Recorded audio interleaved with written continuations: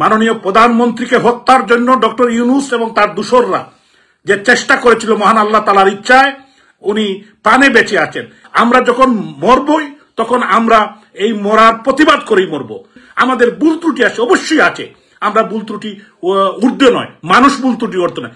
এই বাংলাদেশকে তারা কি আফগানিস্তান বানাতে চায়, তারা কি শ্রীলঙ্কা বানাতে চায়, এবং মাননীয় প্রধানমন্ত্রী ইনশাআল্লাহ এই বাংলাদেশে আবার ফিরে আসবেন, আবার নেতৃত্ব দিবেন। উনি এখনো বাংলাদেশের প্রধানমন্ত্রী, উনি রিজাইন দেন নাই। সিলেটের সমস্ত সিলেটবাসী এবং বিশেষ করে বাংলাদেশের এই 18 কোটি মানুষ যারা এই কষ্টের মধ্যে আছেন, এই বন্যা, হঠাৎ করে বন্যা সিলেট, মৌলভীবাজার এবং কুমিল্লা, নোয়াখালী, ফেনী সহ বাংলাদেশের বিভিন্ন অঞ্চলে যে বন্যা হয়েছে, বন্যার্ত মানুষের পাশে যাতে আমরা সবাই দাঁড়াই দলমতের ঊর্ধ্বে উঠে।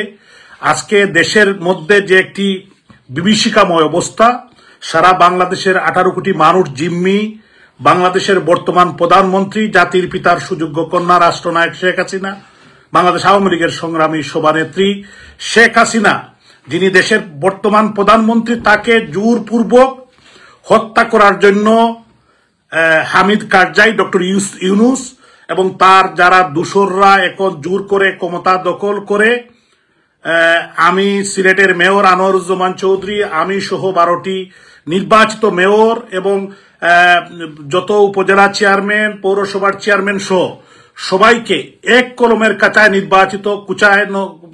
নির্বাচিত প্রতিনিধিকে বাদ দিয়ে যে স্বৈরাচারী মনোভাব এই হামিদ কারজাই, ডক্টর মোহাম্মদ ইউনূস যে প্রমাণ করেছেন, সে গণতন্ত্র, উনি গণতন্ত্রে বিশ্বাস করে না, এবং উনার যে উপদেষ্টারা আছে তারা গণতন্ত্র বিশ্বাস করে না, এবং আমাদের বাংলাদেশকে তারা একটি জিম্মি বানিয়েছে।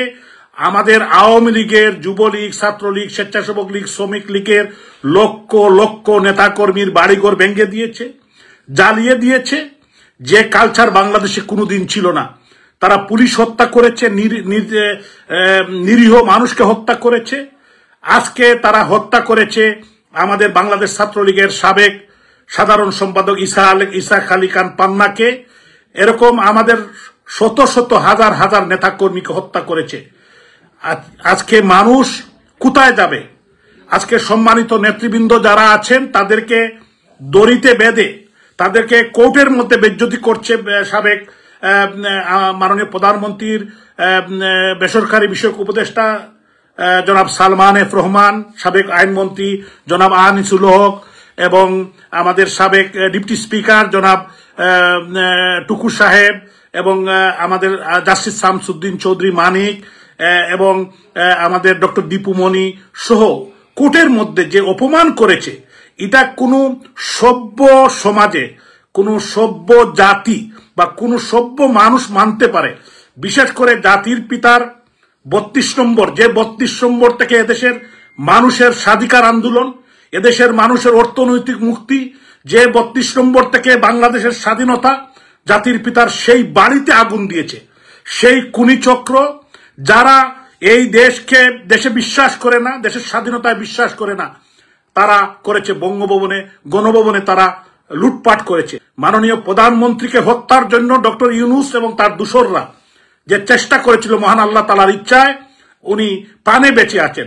ইনশাআল্লাহ তিনি অচিরেই আমাদের প্রাণের বাংলাদেশ, প্রাণের মাতৃভূমি বাংলাদেশে নির্যাতন, নিপীড়ন করে, হত্যার রাজনীতি করে কেউ ক্ষমতায় টিকে থাকতে পারে না। ইনশাআল্লাহ আমরা বিশ্বাস করি আওয়ামী লীগ ঘুরে দাঁড়াবে, এবং আওয়ামী লীগের লক্ষ লক্ষ কোটি কোটি কর্মী এখনো বেঁচে আছে, এবং বেঁচে আছেন জাতির পিতার সুযোগ্য কন্যা, আমাদের প্রাণপ্রিয় নেত্রী রাষ্ট্রনায়ক শেখ হাসিনা, বেঁচে আছেন বঙ্গবন্ধুর কন্যা, কনিষ্ঠ কন্যা শেখ রেহানা, যিনি রাজনীতি করেন না, তার বিরুদ্ধে মিথ্যা মামলা দিয়েছে বাংলাদেশের বিভিন্ন অঞ্চলে, এবং বঙ্গবন্ধু পরিবারের অন্যান্য সদস্য তারাও বেঁচে আছেন। তাদেরকে ভাবতে হবে, তাকে চিন্তা করতে হবে। এই দেশ থাকবে, এই বাংলাদেশের মানুষ থাকবে, এই বাংলাদেশের বিবেকবান মানুষ থাকবে, বুদ্ধিজীবী সুশীল সমাজ। আমি সমস্ত দেশবাসীকে, যারা বিবেকবান মানুষ, আমি আহ্বান জানাতে চাই, আজকে যে কার্যক্রম, যে খুন খারাপি, ডাকাতি, ছিনতাই, এবং বিশেষ করে শিক্ষক, বুদ্ধিজীবী, সুশীল সমাজ, নির্বাচিত প্রতিনিধির উপর যে হামলা, মামলা, নির্যাতন শুরু হয়েছে, আমি মনে করি যে এখন প্রতিবাদ করা শুরু করতে হবে। আমরা এই দেশের মানুষ অতীতে কোনোদিন এটা মেনে নেয় নাই। আজকে এরকম কোন অতীত ইতিহাসে, বাংলাদেশের 50 বছরের ইতিহাসে এরকম নির্যাতন, নিপীড়ন আমরা পৃথিবীতে পৃথিবীর কোনো মানুষ এটা দেখে নাই।